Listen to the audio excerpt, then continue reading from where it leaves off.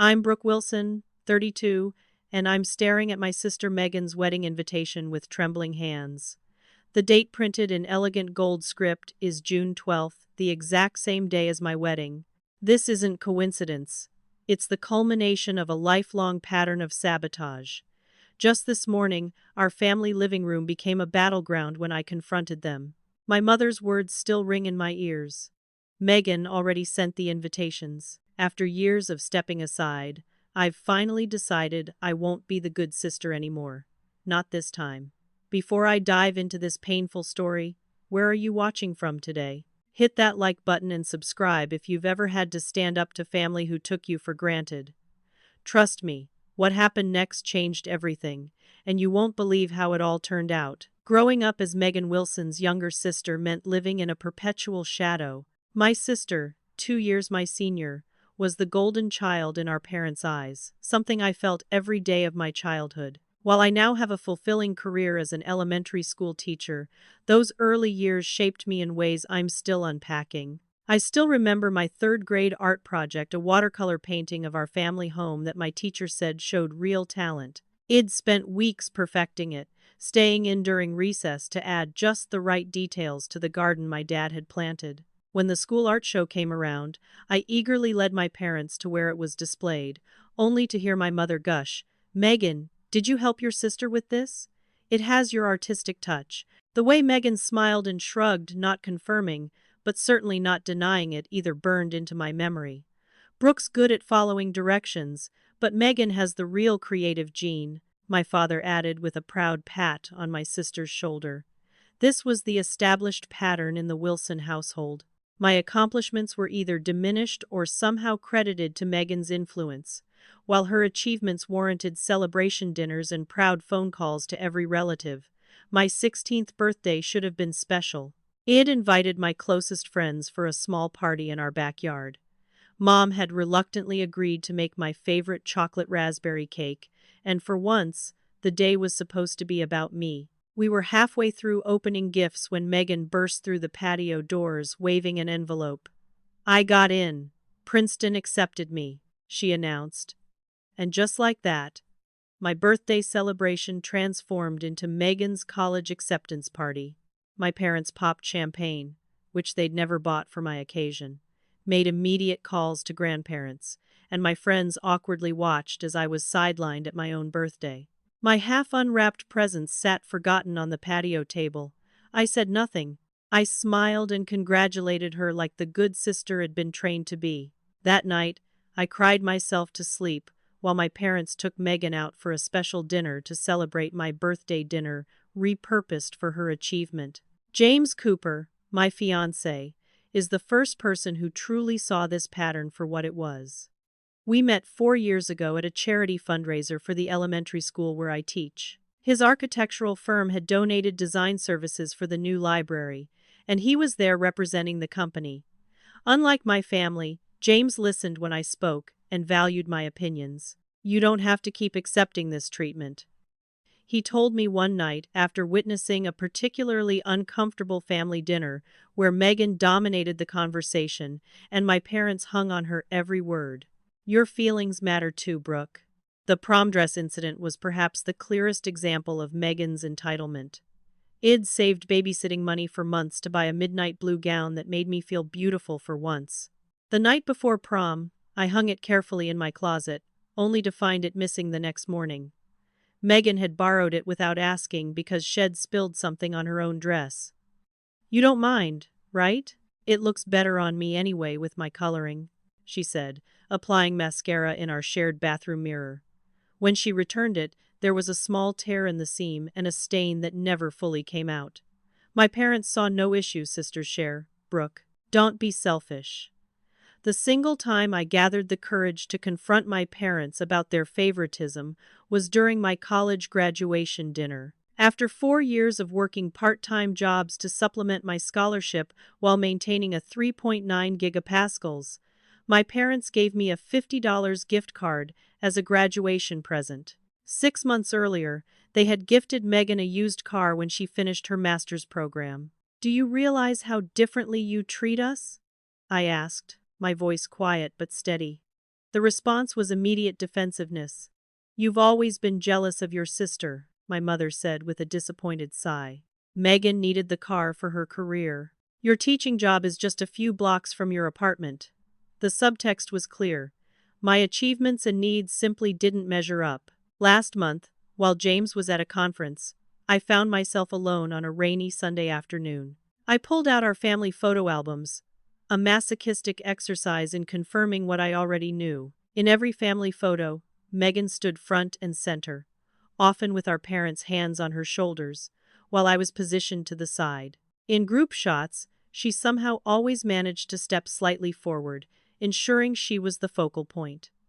Even in my own graduation photos, Megan had positioned herself between me and our parents. When James returned and found me surrounded by photo albums, tears streaming down my face, clutching Megan's wedding invitation with its damning date, he sat beside me on our living room floor. "This ends now," he said firmly, holding me close. "Your happiness matters, Brooke. And I won't let her steal this from us, too." Little did I know just how far Megan would go to maintain her spotlight, or what it would finally take for me to reclaim my own. 6 months ago, James proposed during a weekend trip to the coast. It was intimate and perfect, a sunset beach proposal with just the two of us. Head designed the ring himself, a vintage-inspired emerald surrounded by small diamonds that caught the light in a way that made me smile every time I looked at it. We agreed to wait a few weeks before making a big announcement, savoring our private happiness. When we finally decided to share the news, I suggested doing it at my parents' monthly family dinner. Despite years of disappointment, some childish part of me still hoped for their genuine excitement. I spent extra time getting ready that evening, practicing my smile in the mirror, imagining the moment they'd finally see me as someone deserving celebration. "We have some news," I said after the main course, reaching for Jame's hand under the table for courage. I extended my left hand, the emerald catching the light from my mother's dining room chandelier. "We're engaged." My father offered a brief congratulatory nod before returning to his dessert. My mother's reaction was more animated but focused entirely on the ring. "It's certainly unique," she said, which in her vocabulary meant she didn't approve. "I suppose emeralds are making a comeback." Megan's reaction seemed supportive on the surface. She hugged me, examining the ring closely. "So different from what I would choose," she said with a smile that didn't reach her eyes. "But it suits you, Brooke. Simple and understated, just like you." The compliment carried its usual sting. The following weeks were a whirlwind of planning. James and I had saved carefully, and with some help from his parents, we secured Rosewood Garden Estate, a beautiful historic property with gardens it admired since childhood. When I called to place the deposit, I learned there had been a cancellation for June 12th, a date that perfectly aligned with the school calendar, allowing us a 2-week honeymoon before summer school began. "It's meant to be," I told James that night, feeling truly lucky for perhaps the first time in my life. I hired Allison Parker, a wedding planner recommended by James' colleague. She was organized, creative, and most importantly, she listened to what I wanted instead of pushing her own vision. Together we created a concept that felt like us, elegant but not pretentious, with personal touches that told our story. The vendor meetings were some of the happiest days I could remember. Selecting flowers with fragrant garden roses and delicate greenery that reminded me of the botanical illustrations I loved. Tasting cakes with James, both of us closing our eyes to truly savor each flavor before selecting a lemon cake with raspberry fillings, sophisticated but not showy. My best friend Tara Nelson came with me for dress shopping, and when I found a sleek, off-shoulder gown with vintage-inspired beading that made me feel beautiful and confident, I actually cried. For once in my life, something was about me, and it felt wonderful. Then came Megan's announcement. Just 3 weeks after our engagement dinner, she and Ryan Green, her boyfriend of 8 months, were suddenly engaged. Ryan came from a wealthy family, worked in finance, and drove the kind of car that made my father's eyes light up with approval. Their courtship had been rapid and showy, expensive restaurants, weekend getaways, the kind of relationship Megan curated perfectly for social media. "We're thinking of a June wedding," Megan mentioned casually during a Sunday call with our parents. I was present only because Id dropped by to leave some paperwork my father had requested. The Green family summer house would be perfect, but Ryan thinks a proper venue would be more appropriate. The look she gave me across our parents' living room sent a chill through me. There was calculation in her eyes, a familiar glint I'd seen countless times before disaster struck. A week later, Megan called me. "I'm so overwhelmed with wedding planning," she sighed dramatically. "You've always been so organized, Brooke. Could I see what you're doing for yours? Just for inspiration." Against my better judgment, and despite Jameis cautioning, I invited her to our apartment and showed her our planning binder. Allison had created a comprehensive guide with all our selections, design boards, and vendor information. Megan took photos of several pages with her phone, claiming they would help her get organized. Soon after, I began noticing concerning coincidences. The florist mentioned that my sister had come in requesting a similar floral design but with upgraded flowers. The rental company confirmed we'd chosen the same style of chairs but noted that the other Miss Wilson had selected the premium version with custom cushions. The first undeniable sabotage came with our wedding cake. Sweet Creations was a small, in-demand bakery, and we'd been lucky to secure them 6 months in advance. When I arrived for our final tasting and design consultation, the owner, Deborah, seemed uncomfortable. "Your sister came in last week," she said hesitantly. "She requested your exact design but with gold leaf accents and a larger tier. She said you wouldn't mind since you're sharing vendors to save money." We were most definitely not sharing vendors to save money. That evening, my mother called. "Brooke, you need to be more flexible with Megan about the wedding planning," she said without preamble. "Shay's struggling to get organized, and you've always been good with details. Can't you share your resources with her? After all, Shay's including you in her bridal party." This was news to me. Megan hadn't asked me to be in her bridal party. "Mom, Megan is copying everything I've planned," I said, trying to keep the frustration from my voice. "Don't be ridiculous. Megan has always had exquisite taste. If anything, she's elevating your ideas." The conversation ended with her typical dismissal of my concerns, but a new worry had taken root. What else would Megan try to duplicate or overshadow? I didn't have to wait long to find out. 2 months into our wedding planning, I scheduled my first dress fitting. The boutique, Elegance by Design, was a small, family-owned shop where the owner, Maria, had helped me find a gown that made me feel like the best version of myself. It invited only Tara to this appointment, wanting a peaceful experience without my mother's critical commentary or Megan's backhanded compliments. As Maria was pinning the hem, the bell above the door chimed. In the mirror's reflection, I watched Megan stride in, designer sunglasses pushed up into her perfectly highlighted hair. "Surprise," she called out, as if her presence was a gift. "Mom mentioned you had a fitting today," and I thought, why not make it a sister's thing? Before I could respond, she was circling me, head tilted critically. "It's very, you. Simple. Classic. Safe." Maria, sensing tension, offered a professional smile. "The silhouette complements Brooke's figure beautifully." "Do you have anything similar but with more drama?"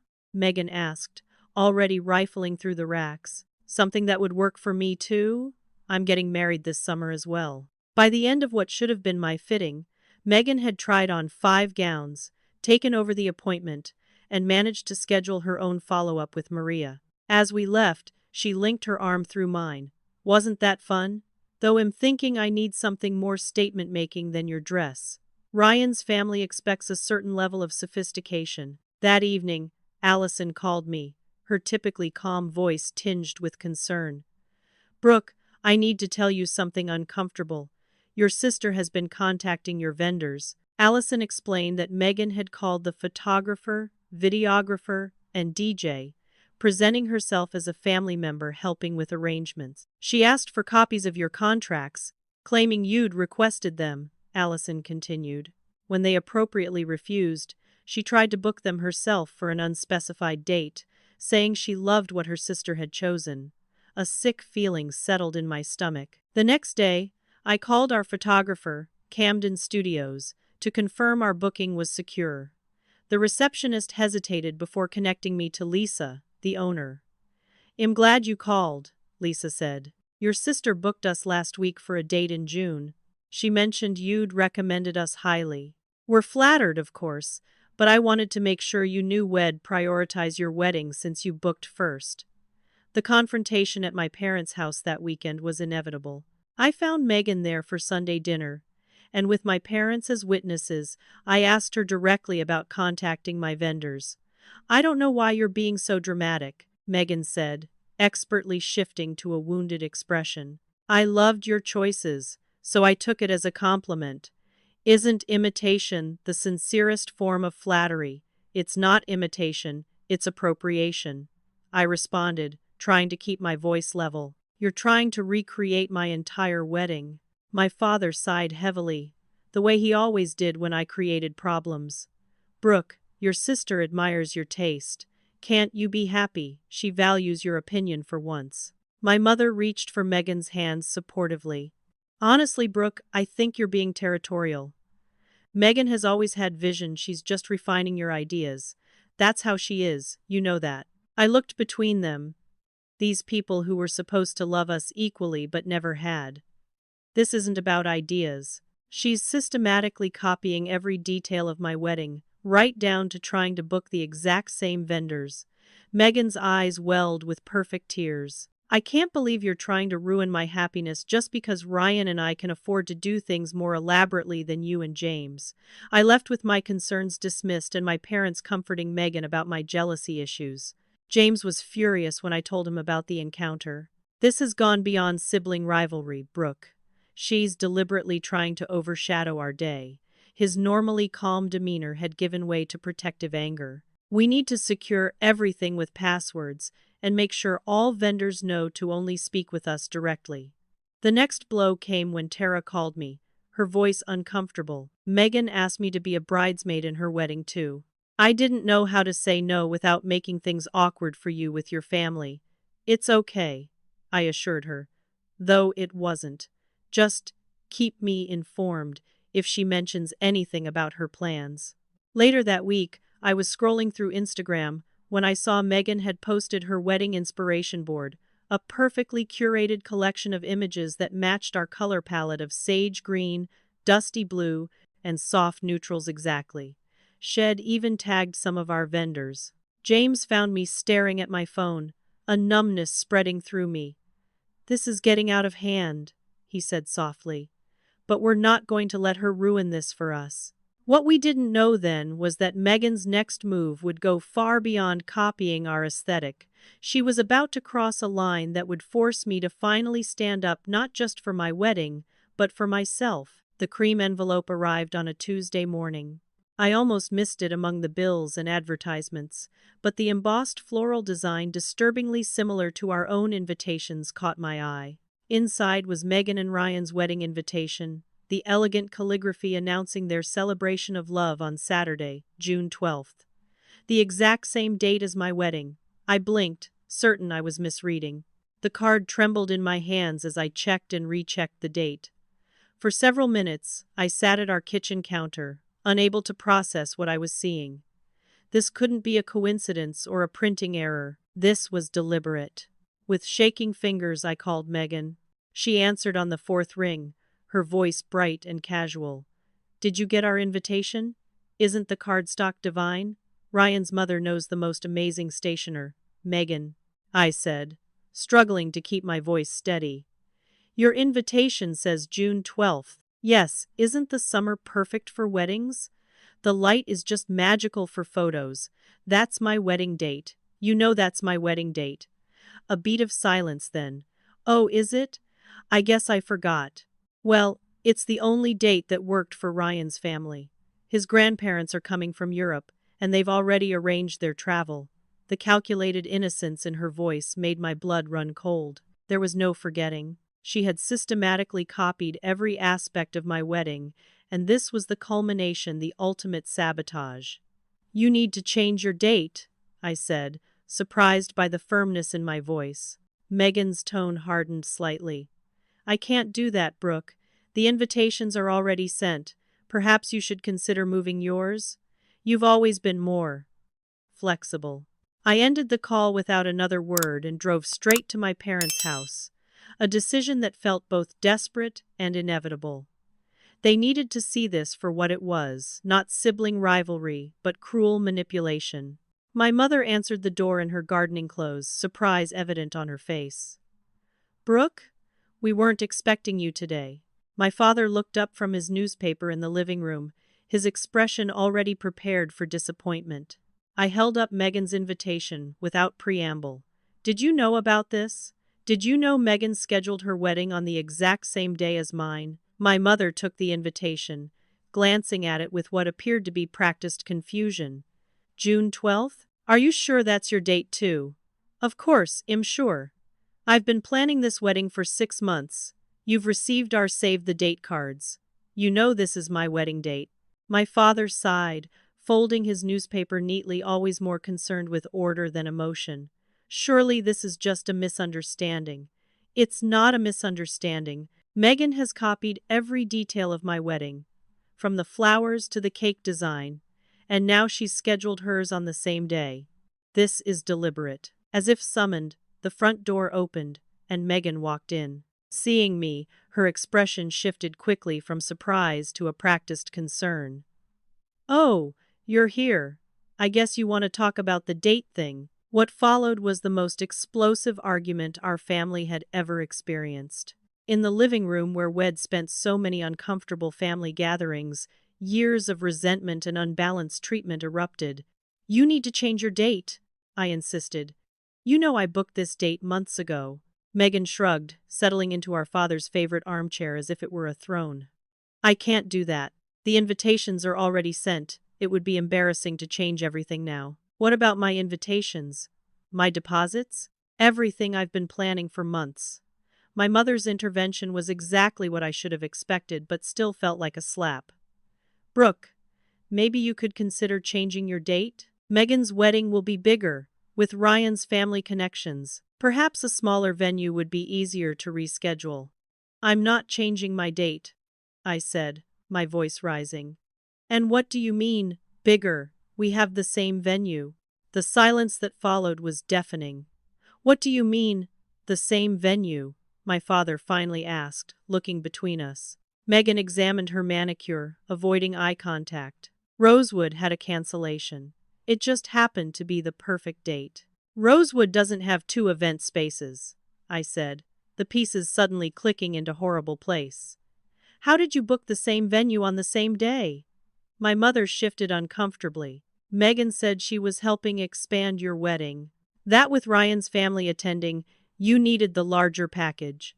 We contributed to the additional deposit." The betrayal was so complete it left me breathless. "You helped her hijack my venue by pretending to expand my wedding? Do you have any idea how twisted that is?" "Don't be dramatic, Brooke," my mother said, her tone slipping into the dismissive register she'd used my entire life. "Megan's wedding will be a much bigger affair. The Green family has expectations. Can't you just be happy for your sister? You've always been so competitive with her." It was this, the complete inversion of reality, that finally broke something in me. 32 years of being gaslighted, of having my feelings dismissed, my accomplishments minimized, all in service to Megan's ego. "I have never been competitive with Megan," I said, my voice deadly quiet. "My entire life, I've stepped aside so she could shine. I've watched you celebrate her every achievement while ignoring mine. I've endured her stealing my moments, taking credit for my work, and sabotaging my happiness. And now she's trying to steal my wedding day, and you're helping her do it." I turned to Megan, really seeing her for perhaps the first time not as my impressive older sister, but as a deeply insecure woman who couldn't stand for anyone else to have attention. "This ends now. I will not change my wedding date. I will not dim my light anymore so you can shine brighter."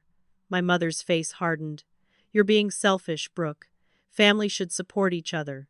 Support goes both ways, Mom. When have either of you ever truly supported me?" I gathered my purse, my hand already on the doorknob when my mother delivered her ultimatum. "Figure it out between yourselves."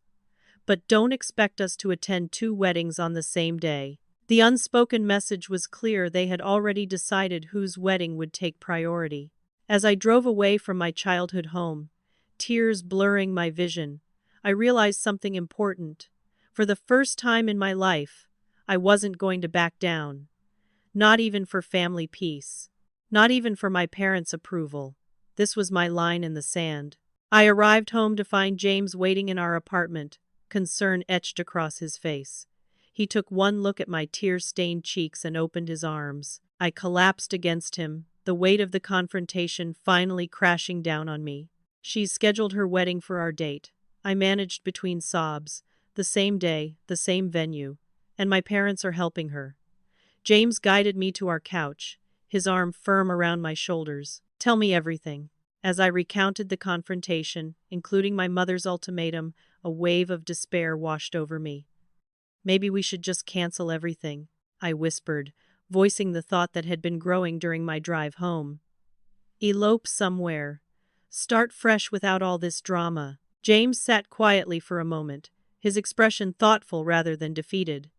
Is that what you really want? To let Megan win again? I'm just so tired of fighting for basic respect. I know, he said gently. But this is our wedding, Brooke. Not just yours, not just mine. Ours. And I don't want to give that up because of your sister's issues. That night, we talked for hours about boundaries, family dynamics, and what our wedding day really meant to us. It wasn't about impressing anyone or having the perfect Instagram-worthy celebration. It was about starting our life together surrounded by people who genuinely supported our happiness. We don't have to cancel, James said as we lay in the darkness of our bedroom. We can outsmart her instead. The next afternoon, we invited Tara and Jameis' brother Alex over for an emergency strategy session. Tara arrived with a bottle of wine and a fierce loyalty that made me grateful all over again for her friendship. Alex, a corporate attorney with a strategic mind, brought his laptop and a determination to help. This is beyond sibling rivalry, Alex said after hearing the full story. This is contractual interference. She's deliberately trying to sabotage legally binding agreements. Can we sue her? Tara asked, only half joking. Alex smiled grimly. Let's start with something less nuclear but equally effective. First, let's look at your contracts. We spent the next hour reviewing every vendor agreement, with Alex highlighting the exclusivity clauses most contained. Then I called Rosewood Garden Estate to speak with the venue manager, Sophia. I'm concerned about some confusion with my June 12th booking. I began carefully. My sister seems to think she's booked the venue for the same date. There was an uncomfortable pause before Sophia responded. Miss Wilson, this is highly unusual. We did receive a call from a Megan Wilson claiming to be coordinating with you for an expanded event. She said you were combining weddings for budget reasons but wanted to surprise your fiancé with the upgraded package. My stomach dropped. That's absolutely false. James and I are not combining our wedding with my sister's. I suspected something wasn't right when she asked us not to contact you directly about the changes, Sophia admitted. We've only processed her initial deposit but haven't finalized any contract amendments. What does this mean for our original booking? Your contract takes precedence, Sophia assured me. You secured the date first, and without your written authorization, we can't transfer or modify your booking. After hanging up, I looked at the concerned faces around our dining table. She lied to the venue, but our contract is still valid. We need to contact every vendor immediately, James said, already dividing the list between us. For the next 2 hours, we made calls, sent emails, and documented everything. I drafted a formal letter that we sent to each vendor. It has come to our attention that Megan Wilson has contacted you regarding our wedding arrangements. Please be advised that she is not authorized to make changes, inquiries, or bookings on our behalf. All communications should be directed solely to Brooke Wilson and James Cooper. Any arrangements made with Megan Wilson are not approved by us and should be considered void. Most vendors were understanding, even apologetic. A few admitted they'd been uncomfortable with Megan's approach, but hadn't known how to navigate the claimed family connection. Allison, our wedding planner, was particularly supportive. I've worked with difficult family dynamics before, but this is extraordinary, she said. From now on, we'll implement passwords for all vendor communications. By evening, we had secured our original arrangements, but a new worry had emerged. What if Megan simply shifted to new vendors but kept the date, forcing family and friends to choose between weddings? Tara provided unexpected insight. She's already telling people you copied her wedding plans, she revealed reluctantly. At yoga last week, she told Madison and Kylie that you've always copied her style, and now you're trying to recreate her wedding vision because you lack originality. The casual cruelty of it stung, but it also crystallized something important. This wasn't just about the wedding. It was about the narrative, the story Megan had been crafting our entire lives, casting herself as the brilliant original and me as the lesser copy. Then we changed the narrative, I said, a plan forming, and we stopped sharing any information with my family. James nodded approvingly. Operational security from now on. Nothing about our real plans gets shared with anyone who might relay it to Megan. Alex suggested documenting everything. Start a log of every attempt at sabotage, dates, details, witnesses. If this escalates further, you'll want evidence. That night, I created a password-protected document titled Wedding Interference Log and began recording everything that had happened. The act of documenting Megan's behavior, seeing it laid out chronologically, was both validating and disturbing. This wasn't normal sibling competition, it was systematic undermining. As James and I prepared for bed, I felt something unfamiliar, a quiet determination replacing the hurt and confusion. For once, I wasn't questioning whether I was overreacting or being too sensitive. I wasn't trying to understand Megan's perspective or make excuses for my parents. For perhaps the first time, I was simply standing firmly in my own truth. "Are you okay?" James asked, noticing my thoughtful expression. "I'm not backing down," I said. "Not this time." He smiled, the pride in his eyes warming me. "I know. That's one of the reasons I love you." As I drifted to sleep that night, I realized something important. This conflict wasn't just about saving our wedding day. It was about finally claiming my own space in the world, even if that meant disrupting the family dynamics that had defined my entire life. 3 days after securing our vendors, I arrived home from school to find Megan's sleek white SUV parked outside our apartment building. My stomach knotted instantly. Since our confrontation at our parents' house, we hadn't spoken directly. Now she was here, uninvited, waiting. I found her sitting on the bench near our building's entrance, designer sunglasses perched on her head, scrolling through her phone with manicured nails. When she saw me, she slipped the phone into her purse and stood, arms outstretched as if for a reconciliatory hug. "Brooke, we need to talk." I kept my distance, keys clutched in my hand. "I think we said everything that needed saying at Mom and Dad's." "Don't be difficult," she sighed, following me into the building. "This situation is ridiculous. We're sisters. We should be able to work this out." In our apartment, Megan made herself comfortable on our couch without waiting for an invitation. Her eyes scanned our living room with the critical assessment I'd grown accustomed to, noting the thrifted furniture James and I had lovingly restored, the gallery wall of our travel photos, the bookshelves packed with my childhood favorites alongside Jameis architectural volumes. "The vendors are being completely unreasonable," she began without preamble. "They're claiming they can't accommodate both of us on the same day because of your prior contracts. It's so unprofessional." I set my teacher's bag down, keeping the kitchen island between us. "They're honoring legal agreements, Megan. That's the opposite of unprofessional." Her expression shifted rapidly between frustration and calculated vulnerability, a talent shed perfected over years of getting her way. "Look, I'm willing to compromise. We could have a double wedding. The venue is certainly large enough." "A double wedding," I repeated flatly. "Yes, it would be so special, two sisters celebrating on the same day." Her eyes gleamed with what anyone who didn't know her might mistake for genuine enthusiasm. "I'd go first, of course, since I'm older. Around 4 o'clock, with your ceremony following at 6. We'd have separate receptions, but shared photographs." Ryan's parents would contribute financially, so you and James would actually save money. The audacity was breathtaking. Even now she was positioning herself as the magnanimous sister, offering me the opportunity to be her opening act. No, I said simply. Her pleasant facade cracked slightly. What do you mean, no? I mean, no.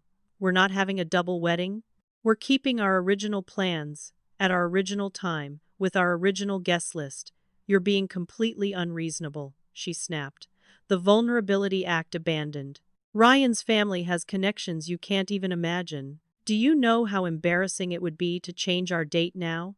About as embarrassing as deliberately scheduling your wedding on your sister's wedding day, I countered. Megan stood, pacing our small living room. I'm trying to be flexible here, Brooke. This isn't all about you. For once, you're right. It's about James and me, our wedding day, which we planned first. She whirled to face me, her expression suddenly cold. I've always had everything better than you, Brooke. Better grades, better friends, better relationships. Why should this be any different? Ryan and I will have the wedding people actually want to attend. You and James will have whatever it is you can afford. The naked truth of her perspective left me momentarily speechless. All my life, I'd wondered if I was imagining the competition, if I was oversensitive to perceived slights. Now she had confirmed it. My sister had built her identity on being better than me, and she couldn't tolerate the idea of me having even one day that wasn't overshadowed by her. I think you should leave, I said quietly. Her parting words at the door were chilling. You've never stood up to me before, Brooke. Don't think you'll win this one. The next morning my phone exploded with notifications. Megan had created a family group text, including our parents, aunts, uncles, and cousins, painting herself as the victim of my bridezilla behavior. I'm heartbroken that Brooke is refusing to work with me on our wedding plans, she wrote. I've tried to be accommodating, even offering to help her financially, but she's insistent on creating family drama during what should be a happy time. If anyone has influence with her, please help her understand that family comes first. Within hours, distant relatives I hadn't spoken to in years were calling and texting, urging me to be reasonable and think of the family. My cousin Rebecca, whom I'd been close to as a child, called to talk sense into me. Megan says you're being impossible about sharing your wedding day, she began. Did she mention that she scheduled her wedding on my date, after I'd already planned everything? I asked. There was a pause. She said it was the only date that worked for Ryan's family's travel plans. And you believed that. Well, why would she lie about something like that? The conversation illustrated what I was up against. A lifetime of people assuming Megan's version of events was the accurate one. In our family mythology, Megan was the reasonable one, the successful one, while I was the difficult younger sister who couldn't measure up. The social media campaign began that weekend. Megan posted a carefully worded statement about family challenges during wedding planning, complete with a throwback photo of us as children, her arm around my shoulders in what appeared to be a protective gesture, but what I remembered as her physically positioning me out of the center of the frame. Always tried to include my little sister in everything, she captioned it. Some things never change. Number family first, number sisterhood, number wedding trouble. The comments flooded in. Sympathy for her, assumptions about my character, offers to help fix the situation. Mutual friends messaged me privately, confused about the situation and unsure what to believe. A few even mentioned receiving calls from Megan, telling them they'd need to choose sides for the upcoming weddings. The most shocking escalation came when James received a call from his mother, Deborah. Megan had reached out to his parents directly. She told us you were being manipulated by Brooke, Deborah reported, concern in her voice. That Brooke has always been jealous of her success and is using the wedding to punish her. She suggested we might want to intervene before you damage important family relationships. James was furious. She's actually trying to turn my family against you now. The final blow came at school. It always kept my personal and professional lives separate, rarely discussing family matters with colleagues. But one Tuesday during lunch, my friend and fellow teacher Melissa approached me cautiously. Brooke, is everything okay? Your sister called the school yesterday asking to speak with me. She said she was worried about you, that you've been under stress and acting irrationally about her wedding. The invasion of my workplace was the last straw.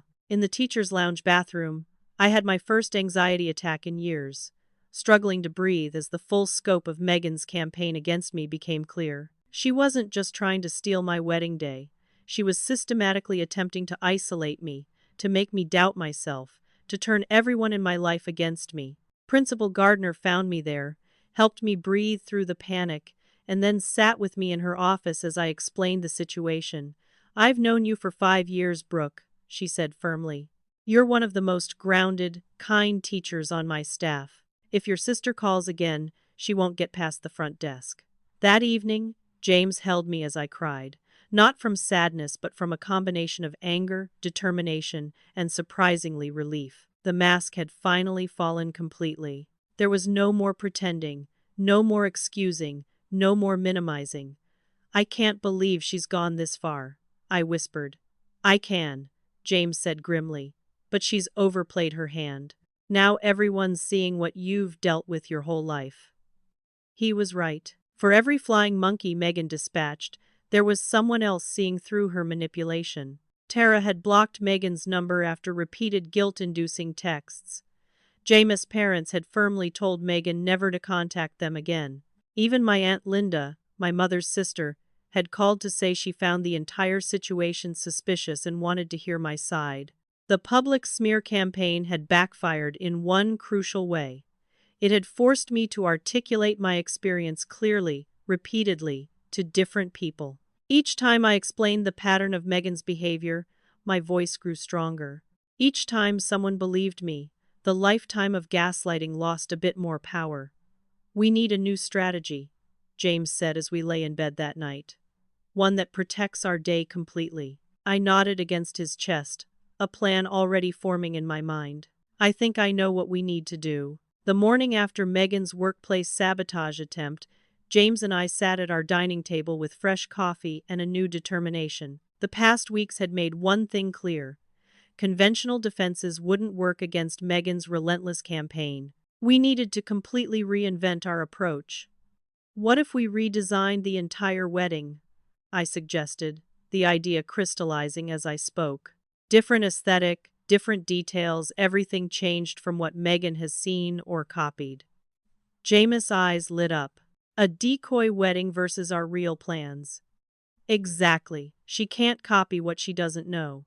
We called an emergency meeting with our core team. Allison, Tara, Alex, and Jameis' parents, who had become fierce allies since Megan's attempted interference. Around our living room, we laid out the challenge and our proposed solution. We create 2 sets of wedding plans, James explained. The decoy version, what we allow to leak to Brooke's family, and our actual plans, which stay completely confidential. Allison, our wedding planner, nodded thoughtfully. I've never done something quite like this, but it's completely doable. We'd need to maintain absolute discretion with vendors. What about the venue? Alex asked. Megan already knows about Rosewood. That's where it gets interesting, I said. We keep Rosewood for the ceremony, but we book a second location for the reception somewhere Megan doesn't know about. Jameis' mother, Deborah, leaned forward. Robert and I would like to help with any additional costs this might incur. We want your day to be perfect, regardless of these complications. Their support brought unexpected tears to my eyes. After a lifetime of having my parents prioritize Megan's desires over mine, the unconditional backing of Jameis' family felt like a revelation. We'll need to be strategic about what information we allow to leak, Alex advised. Feed specific details to different people and see what gets back to Megan. That way, we can identify who's sharing information with her. Tara, who had been quietly contemplating, added, we should move all vendor meetings to evenings when Megan's at work. And use different names for bookings, maybe use Jameis' last name instead of Wilson for everything new. Over the next 3 hours, Operation Wedding Decoy took shape. Allison created a brilliant system of password protection for all our vendor communications. We established a code word, Bluebird, that would be required for any changes or inquiries about our arrangements. Jameis' brother volunteered to create a secure shared drive where only our inner circle could access the real plans. The next phase was implementing security measures with each vendor. We scheduled evening meetings, often at Jameis' office downtown, where there was no chance of being spotted. Vendors who had previously been contacted by Megan were especially understanding of our unusual requests. Our florist, Maria, suggested creating a completely different floral design as our public plan while secretly preparing our original vision. "I'll only document the decoy arrangement in my system," she promised. "The real design will be kept in a separate file under a different name." Our photographer agreed to a similar arrangement, and our DJ was almost excited by the cloak and dagger nature of the plan, like a wedding heist movie. He joked. The most inspired element of our strategy came from Jameis' father, Robert. "What if you book a second venue not for the actual reception, but as a deliberate red herring?" The idea was perfect. We selected a well-known hotel downtown that would seem like a logical reception choice and made a small, refundable deposit for a rehearsal dinner. Then we made sure to leave the confirmation email open on my laptop during a brief, carefully orchestrated visit from my cousin Rebecca, who we suspected was unwittingly feeding information to Megan. Within 3 days, my mother called, her voice carefully casual. "I heard you're considering the Grand Hotel downtown for your reception. That seems like a sensible choice, much more appropriate than trying to compete with Rosewood's Gardens for both ceremony and reception." The bait had been taken. Now we could proceed with our actual plans while Megan focused her energy on the wrong target. The real reception venue was a beautifully restored historic library that had recently begun hosting events, a perfect choice given my love of books and Jameis' appreciation of architecture. We booked it under Cooper Celebration and paid the deposit from a new account we'd opened specifically for wedding expenses that couldn't be traced back to our regular banking. As our dual planning progressed, I found myself drawing on reserves of strength I hadn't known I possessed. Each small victory, each vendor secured, each detail protected built my confidence. For the first time, I wasn't reacting to Megan's machinations. I was proactively safeguarding my happiness. James noticed the change in me. "You're different," he observed one night as we reviewed seating charts. "Stronger." "I've had to be," I replied, but there was no bitterness in my voice. Instead, I felt gratitude not for the situation Megan had created, but for the opportunity it had given me to finally stand up for myself. The most difficult confrontation came when my mother visited unexpectedly one Saturday afternoon. James was at a meeting with his groomsmen, leaving me to handle her alone. She settled primly on our couch, declining my offer of tea. "This has gone on long enough, Brooke. The family is being torn apart by your stubbornness." I took a deep breath, centering myself. "I'm not the one who deliberately scheduled a competing wedding on the same day, Mom. Regardless of how it happened, we have a situation that needs resolving. Your father and I can't be in 2 places at once. You'll need to make a choice then," I said quietly. "Just like you've been making choices between Megan and me our entire lives." Her expression hardened. "What is that supposed to mean?" "It means I'm done pretending our family treats us equally. I'm done minimizing how Megan's behavior affects me. And I'm done sacrificing my happiness for family harmony. You've always been so sensitive." She sighed, falling back on her standard dismissal. "No, Mom. I've always been perceptive. There's a difference." The conversation ended without resolution, but I felt no regret or anxiety as I showed her out. For 32 years, I'd measured my worth through my family's validation. Now I was finding value in my own boundaries, my own voice. Our wedding security measures extended beyond vendor arrangements. Alex suggested hiring actual security for the day itself, not just to prevent wedding crashers, but to ensure the event proceeded without disruption. "You think Megan might actually show up and cause a scene?" Tara asked during one of our planning sessions. "I wouldn't put anything past her at this point," I admitted. "She's shown she's willing to go to extreme lengths to maintain control of the narrative." The security was arranged 2 plainclothes professionals who would blend in with guests, but be prepared to handle any disturbances. By mid-May, just weeks before our wedding, our dual planning system was working perfectly. The decoy wedding information had successfully filtered through to Megan, who was now inadvertently copying elements that weren't even part of our real celebration. Meanwhile, our actual plans had evolved into something deeply personal and meaningful, protected from interference. One evening, as James and I finalized the real reception seating chart, he asked me a question that gave me pause. "Do you think there's any chance of reconciliation with your family after all this?" I considered it carefully. I don't know. Part of me hopes so. But only if there's real change, real recognition of the patterns that brought us here. He nodded, understanding. Whatever happens, we're building our own family now, one based on mutual respect and genuine support. As our wedding day approached, I felt a surprising sense of calm. Megan's attempts to derail our happiness had ironically led me to a stronger sense of self, a deeper appreciation for true support, and the courage to stand firmly in my own worth. What I didn't anticipate was the unexpected twist that awaited us, one that would change the family dynamics forever. 1 week before our wedding, the atmosphere shifted unexpectedly. My phone buzzed with a text from Megan. "Changing venues. Keeping the date. Don't worry about it." The cryptic message left me both relieved and suspicious. After months of escalating sabotage, this sudden retreat seemed out of character. James voiced my unspoken concern. It could be another manipulation tactic. To verify, I casually texted my cousin Rebecca, who confirmed that Megan had indeed announced a venue change to the family. She said Rosewood wasn't exclusive enough, Rebecca reported. They're moving to the Green family's country club instead. While this development should have brought relief, years of conditioning had taught me to remain vigilant where Megan was concerned. My parents had been conspicuously silent throughout Megan's latest maneuverings, their absence speaking volumes about their priorities. So I was completely unprepared when my father called 2 days later, asking if he could stop by our apartment. "Just me," he specified. "I'd like to speak with you privately." He arrived looking uncharacteristically disheveled, his normally immaculate button-down wrinkled, his silver hair uncombed.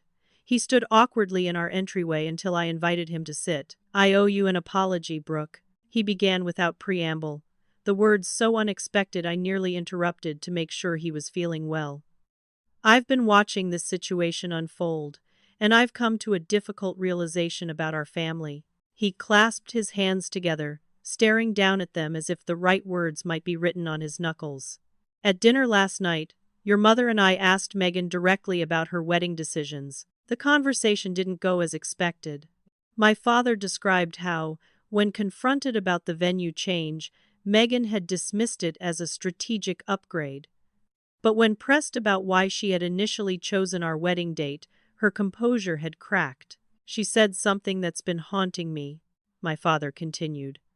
"Brooke always gets everything easily," he quoted, his voice hollow with realization. "Perfect relationship, perfect job she loves. It's not fair that her wedding should be perfect too."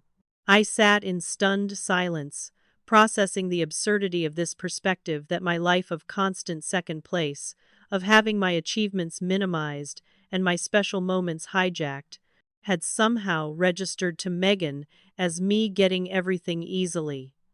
"The thing is," my father continued, his voice strained, "I realized we created this. Your mother and I. We've always treated Megan differently, given her more attention, more praise. We thought she needed it more. She seemed to require constant validation while you were always so self-sufficient." He looked up finally, his eyes meeting mine. "We mistook your resilience for not needing us as much. We took you for granted, Brooke. And in doing so, we helped create this unhealthy dynamic between you girls." The acknowledgement so long awaited, so completely unexpected, now left me speechless. "There's more," he added reluctantly. "When Megan left after our confrontation, Ryan stayed behind. He told us that copying your wedding was his suggestion, not hers." "What?" I whispered, trying to make sense of this new information. "According to Ryan, Megan showed him your wedding plans, complaining about the cost of creating something similar. He suggested they simply use the same vendors, same venue, same date, leverage the family connection to consolidate resources. My father's expression darkened. When your mother pointed out how hurtful that would be to you, Ryan said, and I quote, Brooke should understand practical financial decisions. The calculated coldness of it sent a chill through me. And Megan went along with this. That's where it gets complicated. Ryan implied their engagement has been troubled. They've been fighting about money. The lavish wedding she's planning is straining their relationship. I think she saw this as a way to have the wedding she wants without the cost. That doesn't excuse her behavior, Dad. No, it doesn't, he agreed, surprising me again. Nothing excuses how she's treated you, or how your mother and I have enabled it. I'm just trying to understand how we got here. After my father left, promising to talk to my mother about their role in the situation, I sat alone in our apartment, trying to process this seismic shift in our family narrative. The revelation about Ryan's involvement added a layer of complexity to Megan's actions, not excusing them, but contextualizing them within her apparently troubled relationship. The next surprise came that evening, an unexpected visitor at our door. Ryan Green stood in the hallway, his usual polished appearance slightly diminished, dark circles under his eyes. "Can we talk?" he asked stiffly. "It's about Megan." Against my better judgment, I let him in, texting James to come home as soon as possible. Ryan declined to sit, pacing our small living room instead. "I want to clear the air," he began. "There are things Megan's told me about you that I'm starting to realize aren't entirely accurate." What followed was a troubling account of how Megan had portrayed me throughout their relationship as a jealous sister who constantly tried to copy her achievements, who resented her success, who had always been competitive. It was a perfect inversion of reality, one that Ryan had accepted without question until the recent escalation of wedding drama. "She told me you chose your wedding date deliberately to overshadow her engagement announcement," he said, shaking his head in confusion. "But then I found your save the date card in her desk drawer, dated months before we even got engaged." James arrived during this conversation, his protective presence a comfort as Ryan continued. "The thing is, Megan's been lying to me too, about finances, about her job security, about family relationships. I suggested sharing your wedding date because she convinced me you two were close and planning together. I thought it was a practical solution to help with costs." He looked genuinely disturbed. "I'm starting to question everything, including whether we should be getting married at all." After Ryan left, James and I sat in silent contemplation.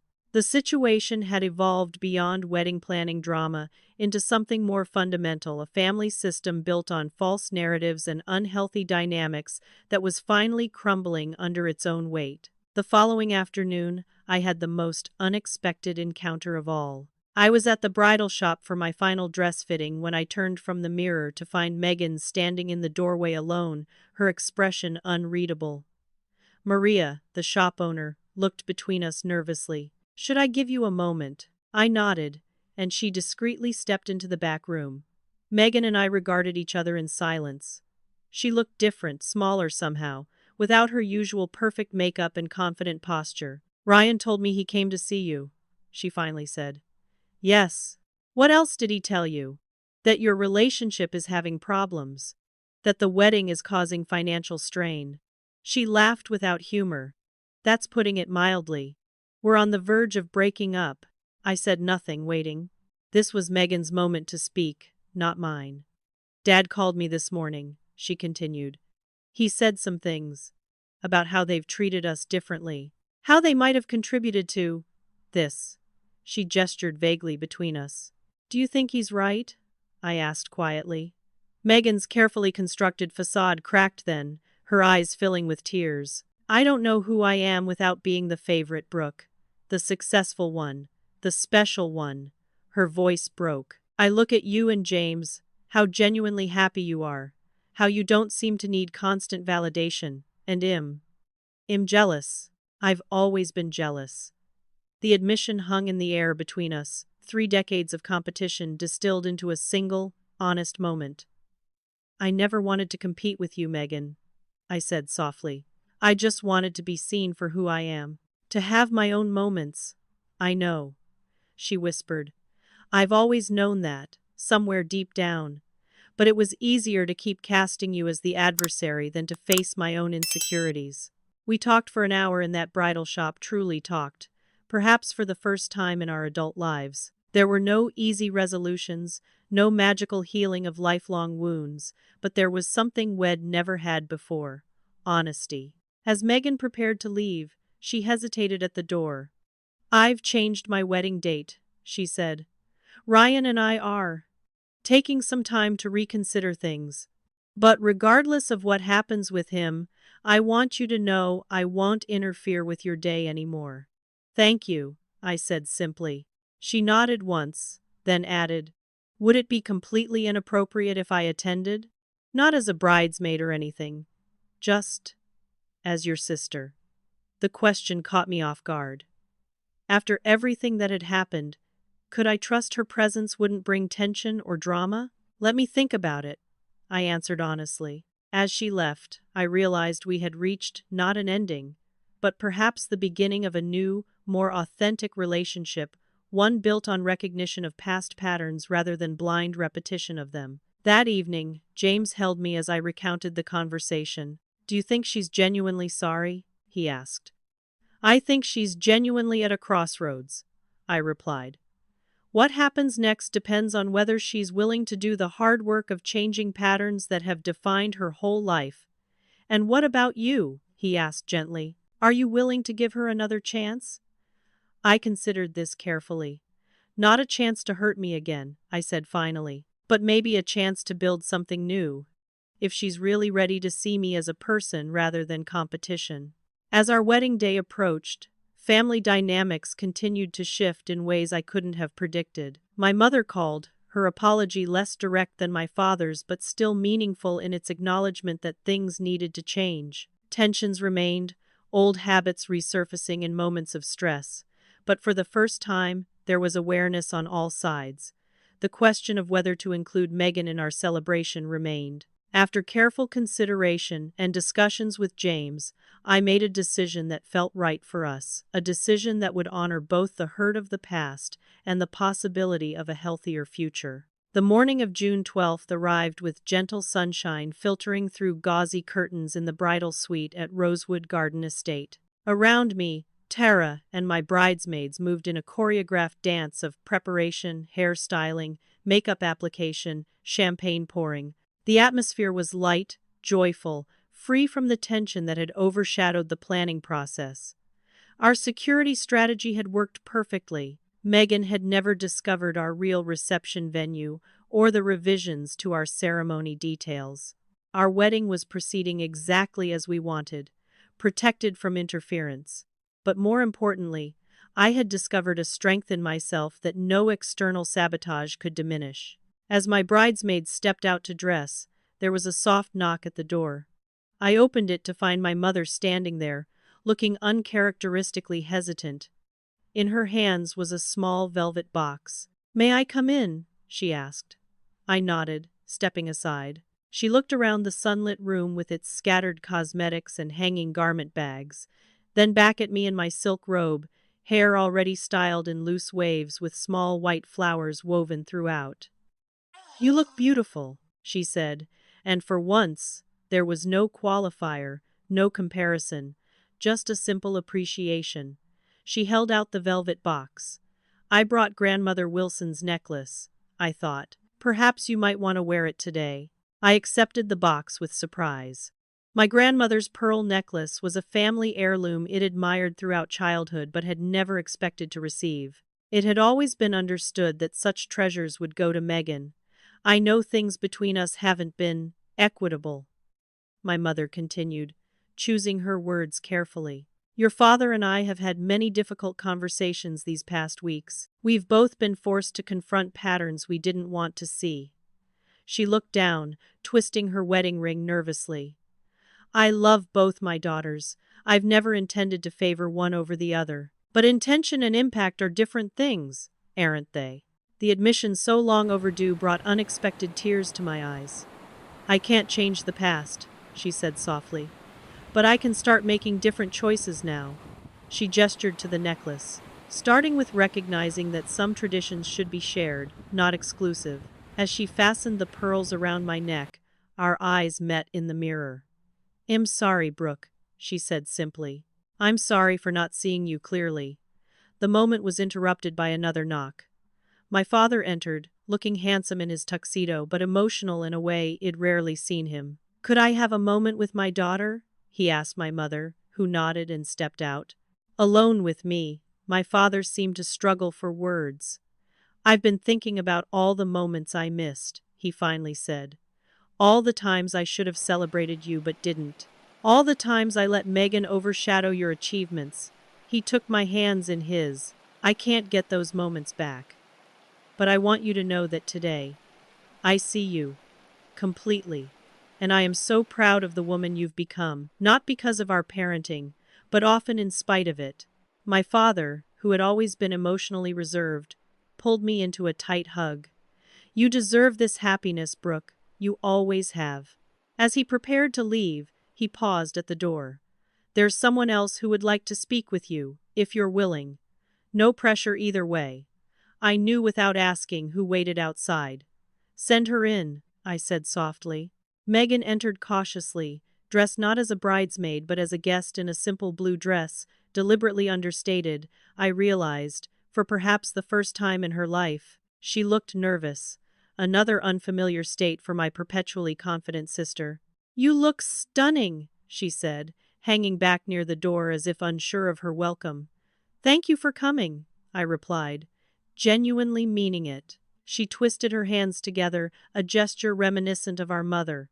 "Ryan and I postponed our wedding," she said. "We're in couples counseling. Turns out we both have some issues to work through."